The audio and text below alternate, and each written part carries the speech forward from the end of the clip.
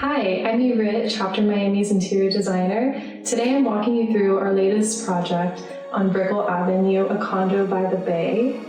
We worked on the kitchen remodel here as well as 2 bathrooms. So I'm just going to show you around. One thing to note is the client really wanted to go for a very minimalistic feel, and they were keeping everything in existing locations. So we really wanted to use existing layout and enhance it. So we went with things like matte white cabinets to really brighten and open up the space, and add under cabinet lighting to again uplift it and make it feel a little bit more elevated. We have nice details like with the cabinet door again to make it feel more minimalistic.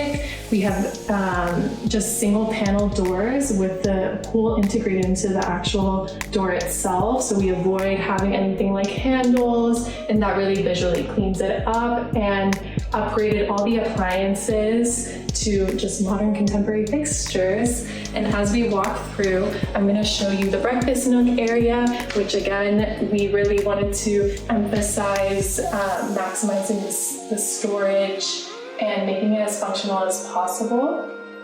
So we have drawers underneath the bench and above the cabinet, or above the bench as well, and nice little moments where we can style the shelves to really make it feel like a home.